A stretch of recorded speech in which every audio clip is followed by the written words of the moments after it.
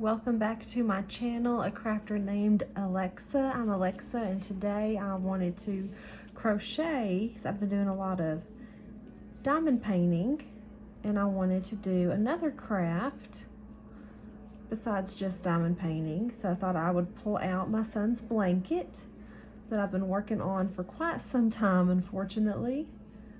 And when I first started my son's blanket, I thought I had bought enough yarn, and I tried so hard to do all my calculations. I think I did about a week's worth of research, and now that I've gotten a good portion of his blanket done, I'm a little bit scared that I'm gonna have to buy a different color yarn just so that I can buy more yarn in the same dye lot and keep some sort of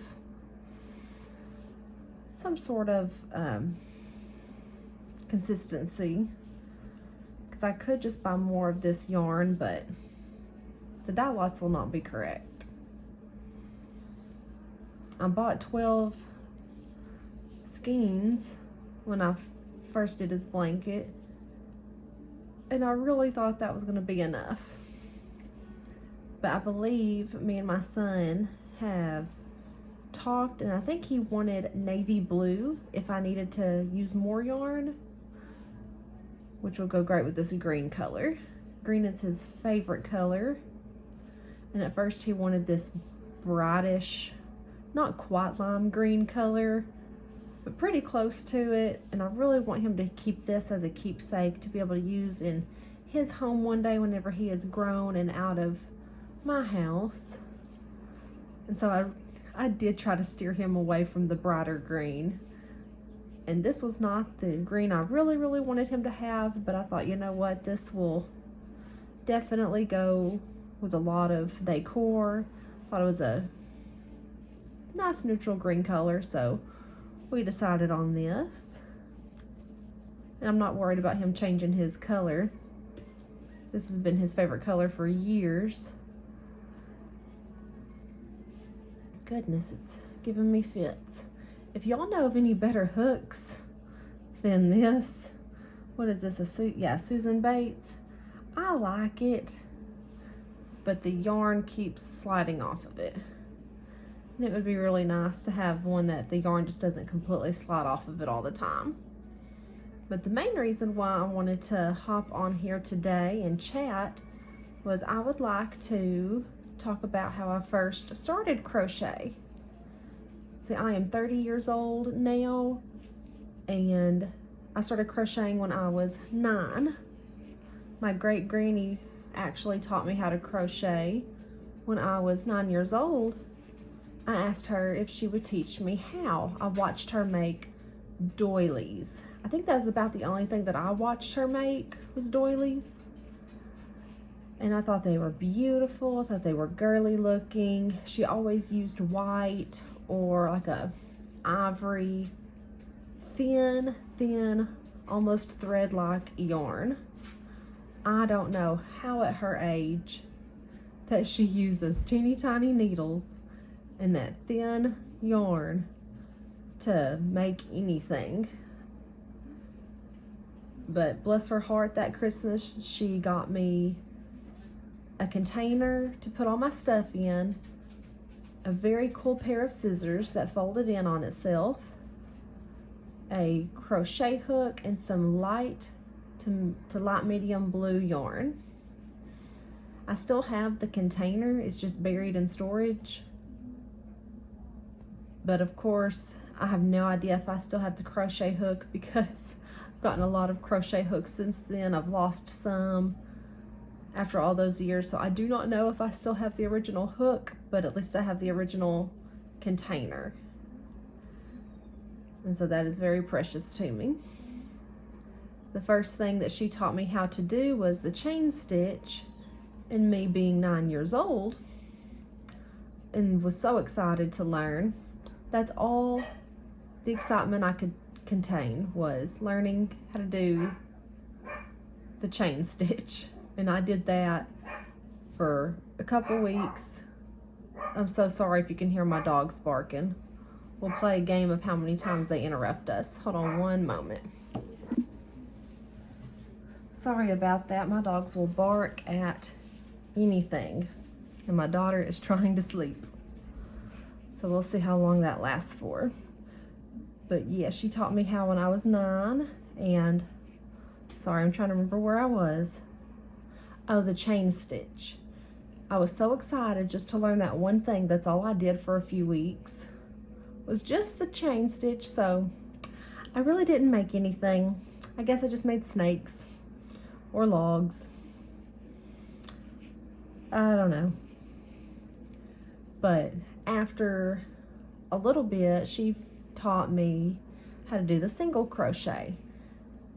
And then I was good with that, and I did that for a long time, and then I realized I need to move forward a little bit, and she taught me how to make rows. And then I was in business. Then I could do anything that my 9-year-old heart could want. But bless her heart, she tried so hard to teach me how to make doilies. I don't know how many times that she tried. And we first tried with this type of yarn, this worsted weight, and they always curled on me. I could never, ever make a doily. Tried with the thin yarn, tried with the thicker yarn. It just was not happening. But I, early on, could make scarves. And what else did I make? I made lots of horrendous necklaces. Oh my goodness. No beads, just the yarn. Just like 2 or 3 rows of the single crochets in various colors. And then with that little bit of knowledge, I made purses, little wallets, things like that. And then a few years later, I got me a crochet book from Walmart, and it had baby blanket patterns and like grocery bag or market bag type things I could make. And so I learned from that book how to do some other stitches like the bubble stitch. I've learned the shell stitch. I think that was by far my favorite stitch. With the shell stitch and that book, there was a pattern for a baby blanket. And I was having a baby great nephew. Would it be great nephew? It would be my mom's great nephew. Yes, it would be my mom's great nephew. And he was being born, and I wanted to make him a baby blanket. So I got white and blue, and I went to town. I would probably be so embarrassed if I looked at that blanket now.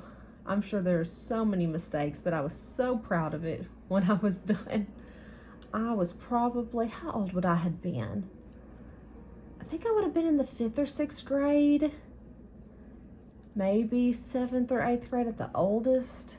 So I had crocheted for a while, but of course I crocheted on and off, on and off. I never just consistently crocheted. My goodness. But as far as I know, my mom's cousin, she still has that baby blanket tucked away because she thought it was precious.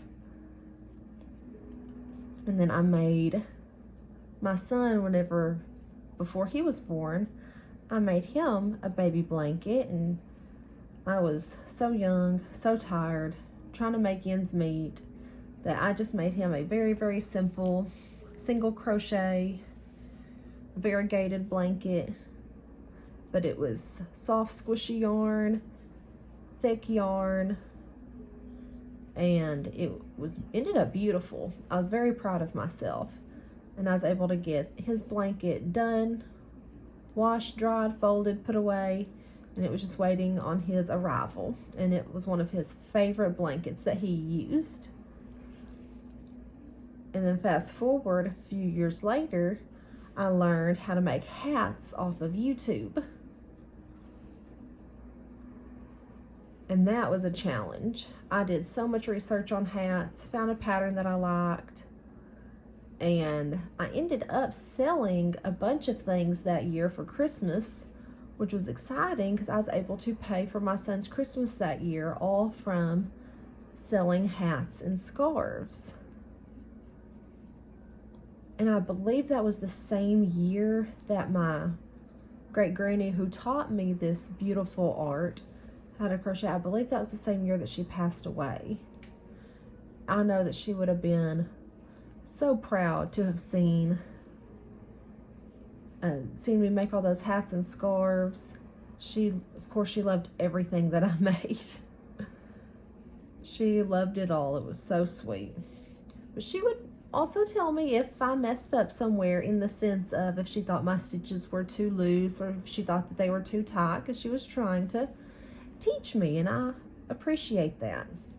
I appreciate her taking the time to critique me in a very loving way so that I could learn and get better.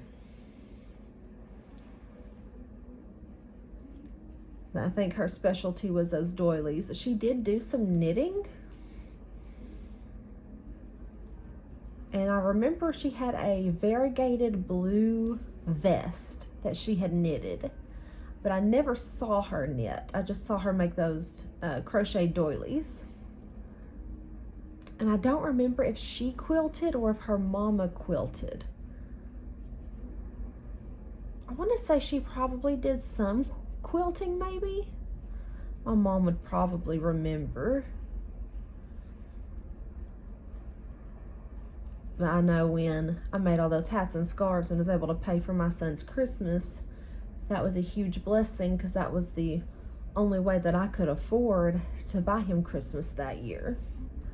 And I was expecting the following year to be the same, and it was not, and I was a little bit sad, but I also had a raise during that time, and then was able to pay for all his stuff anyway without any sales.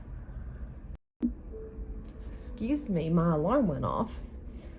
But I was just blessed to have had the opportunity to sell when I did, and I was blessed with a raise so that I did not have to make a whole lot or really anything that following year. It was just a huge blessing.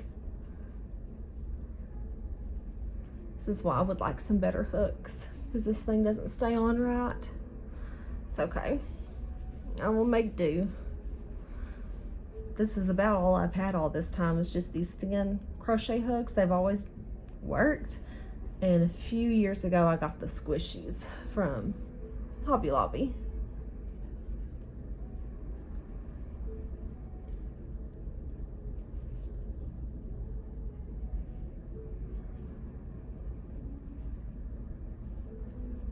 But that is who taught me how to do this beautiful art, was my great granny.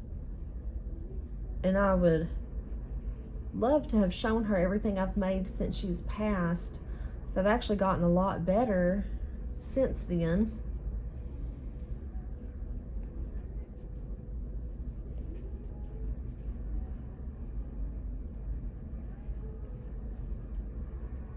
I know that she would have been proud,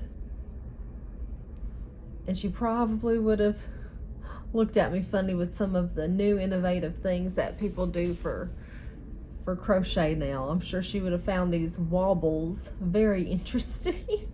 But that's all right.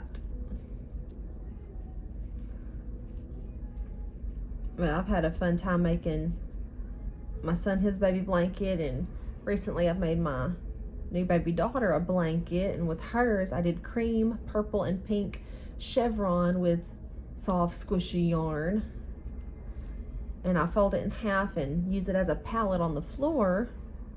She does tummy time on there and hangs out on her back,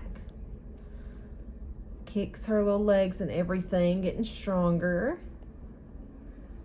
And I promised my son I would finish this blanket eventually. I don't know when I'm going to get done with this. But that is a story of how I learned to crochet.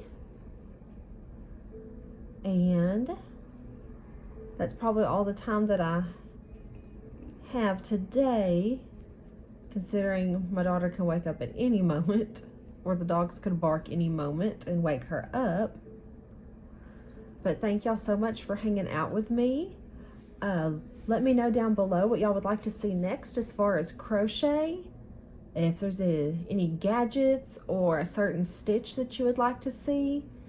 And if I don't know how to do the stitch, I will be happy to learn. I think that would be a lot of fun.